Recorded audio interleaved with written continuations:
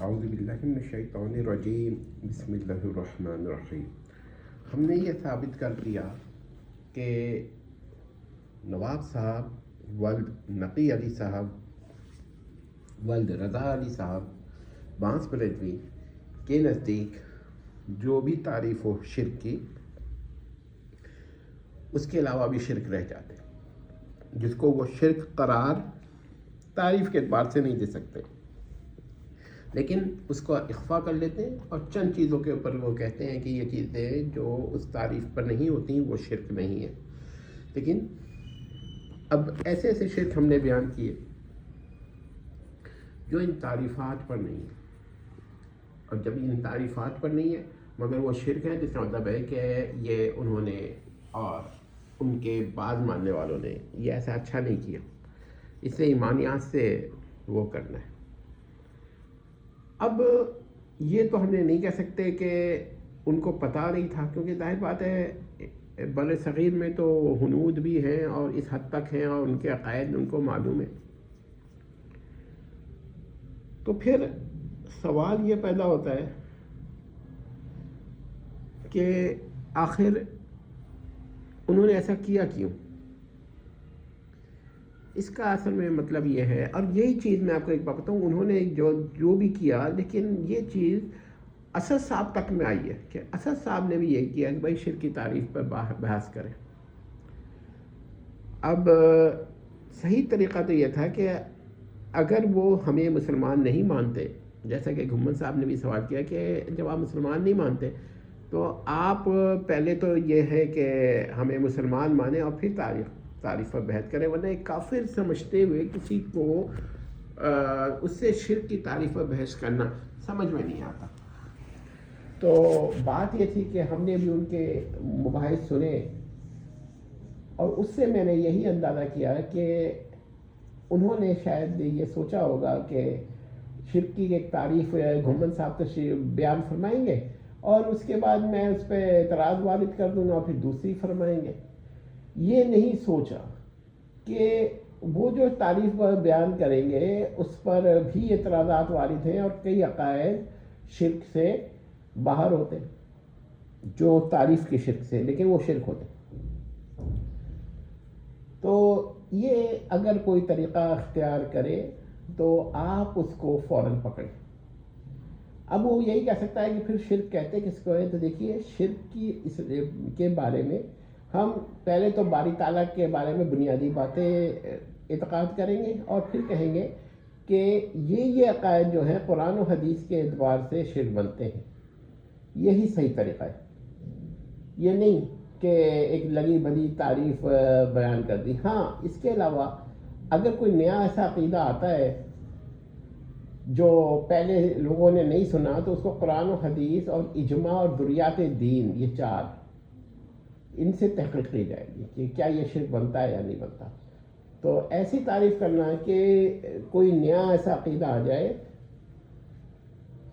جس کا علم نہ ہو تو ہم اس کو غیر شرک قرار دے دیں جبکہ وہ شرک بنتا ہو، تو یہ بالکل غلط ہے۔ اب اس کی میں نے مثال دی، ابھی میں مثال دیتا ہوں کہ دیکھیے، اگر کسی کا یہ عقیدہ ہو کہ فلاں شے غیر اللہ حادث بلا محدث،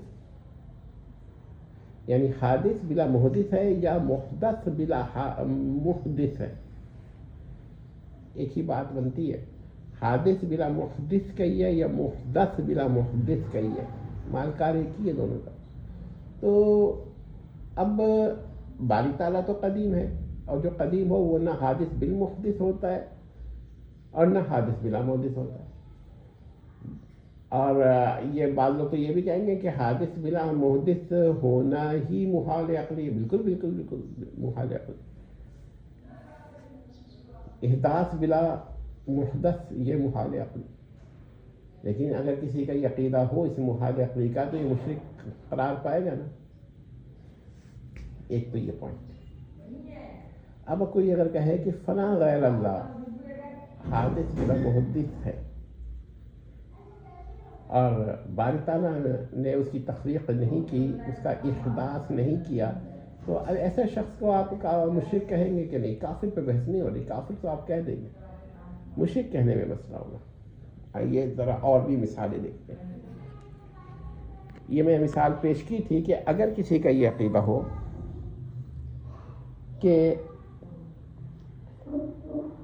باری تعالیٰ نے اپنے نفس قدیم میں کسی مخلوق کو پیدا کیا، لیکن کیونکہ وہ محدث ہے لیکن موجود فی نفس الباری ہے، تو ایسا شخص بھی مشرک ہوگا، اگرچہ وہ اس کو مستحق العبادہ بھی نہ مان رہا اور نہ اس کو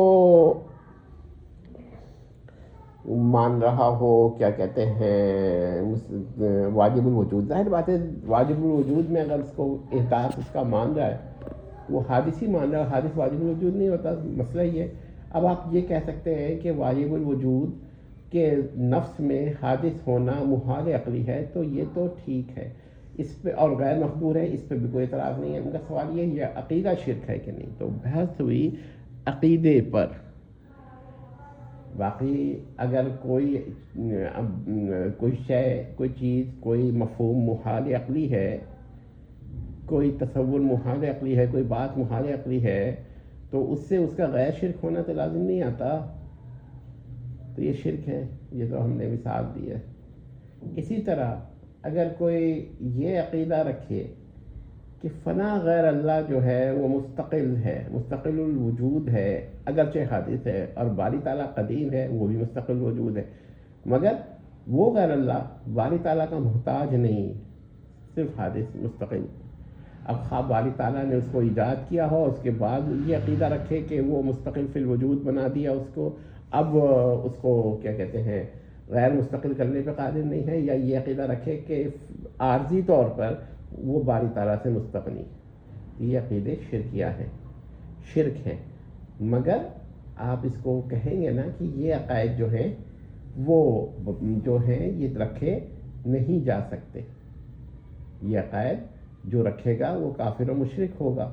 صرف کافر نہیں ہوگا، یعنی یہ کفر غیر شرک نہیں ہے بلکہ کفر و شرک ہے. اور بھی ایک مثال دیکھ لیجئے کہ اگر کسی کا یہ عقیدہ ہو کہ باری تعالیٰ جو ہے اس نے عرض کو بنایا ہے، مگر عرض کا ایک خالق اور بھی ہے.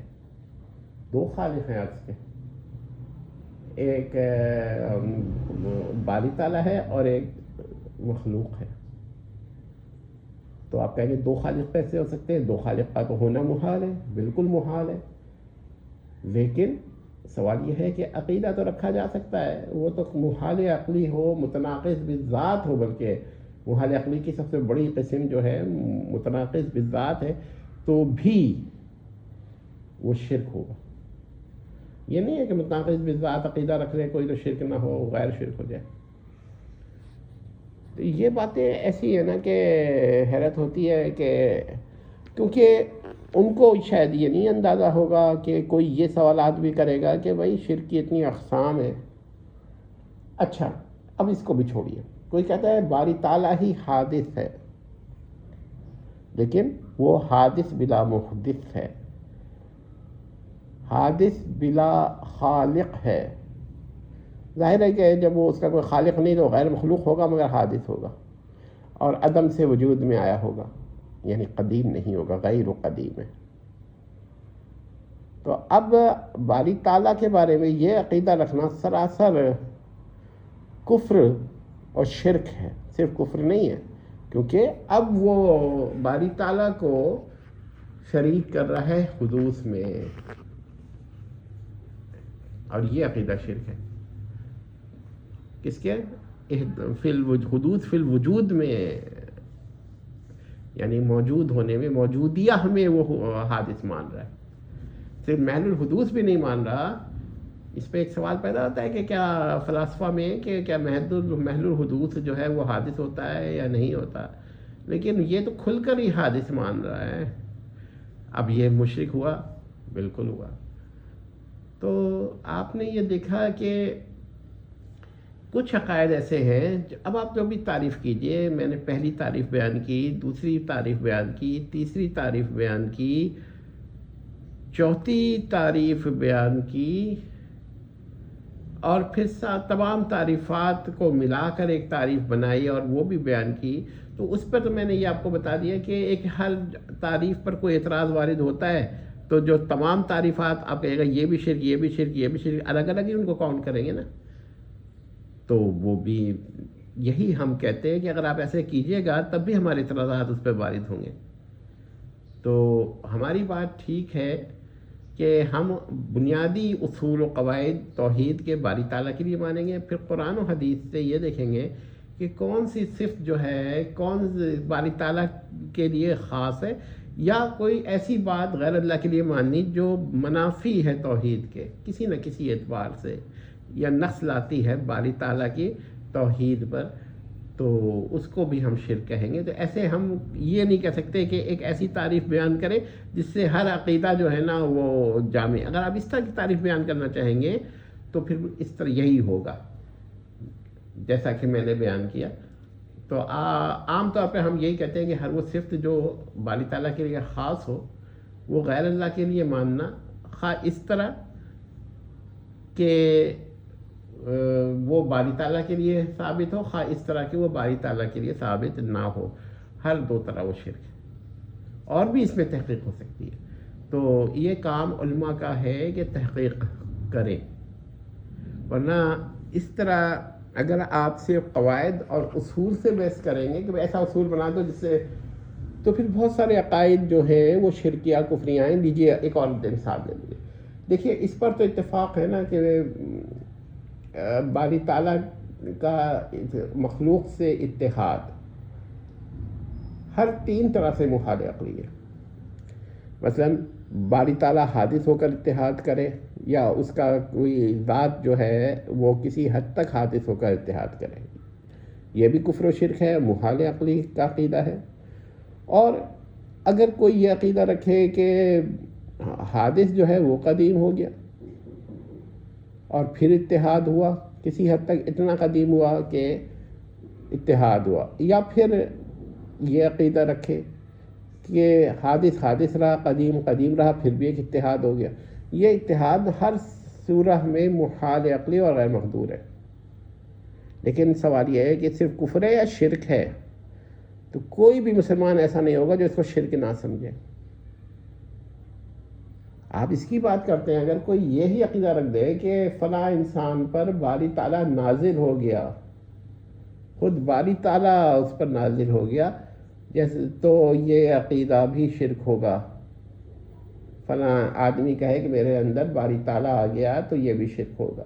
اسی طرح حلول کی بحث ہے، آپ خواہ اس طرح کہیے حلول کیجئے کہ عقیدہ رکھیے کہ حادث جو ہے وہ قدیم ہو گیا اور پھر باری تعالیٰ نے اس میں حلول کیا، یا یہ عقیدہ رکھیے کہ حادث جو قدیم ہے وہ حادث ہو گیا پھر باری تعالیٰ نے اس میں حلول کیا، یا یہ کہیے کہ حادث رہا، قدیم رہا، پھر اس نے حلول کیا، تو یہ بھی کفر و شرک ہے۔ یہی نہیں، اور بھی آپ کہیے باری تعالیٰ حلول کرے مخلوق میں یا غیر باری میں، یا غیر باری حلول کرے مخلوق میں یا غیر باری میں، دونوں ہی حلول کریں ایک دوسرے میں، تو یہ سب محال عقلی ہے اور شرک ہے۔ تو آپ ایسی تعریف میں تو یہ بھی ہٹائیں گے کہ بھائی یہ تو شرک ہے نا۔ اس لیے میں کہتا ہوں کہ اتنا ایسا نہ کیجئے کہ آپ نے ایک تعریف بیان کر دی اور پھر کوئی عقیدہ آپ کو ملے گا۔ ہمارا یہ طریقہ کہ ہم بنیادی طور پر چند باتیں باری تعالیٰ کے لیے کہیں گے، یہ توحید ہے، اور پھر ہم قرآن و حدیث اور ضروریات دین سے دیکھیں گے کہ غیر اللہ کے لیے وہ عقیدہ رکھنا، کوئی ایسا عقیدہ رکھنا شرک بنتا ہے یا نہیں بنتا، توحید سے پر نقص لاتا ہے کہ نہیں لاتا، اور یہ کہ کیا وہ ایسی صفت تو نہیں غیر باری کے لیے لا رہا جو صرف باری تعالیٰ کے لیے مخصوص ہے، خواہ اس درجے کی ہو کہ کیا کہتے ہیں باری تعالیٰ اس سے متصف ہو، یا اس قسم کی ہو کہ باری تعالیٰ اس سے متصف نہ ہو۔ تو امید کرتے ہیں کہ لوگوں کو سمجھ میں آیا ہوگا کہ آسان مسئلہ اور قاعدہ بنا کر لوگوں کی تکفیر کرنا یہ مناسب نہیں ہے۔ والسلام تمت۔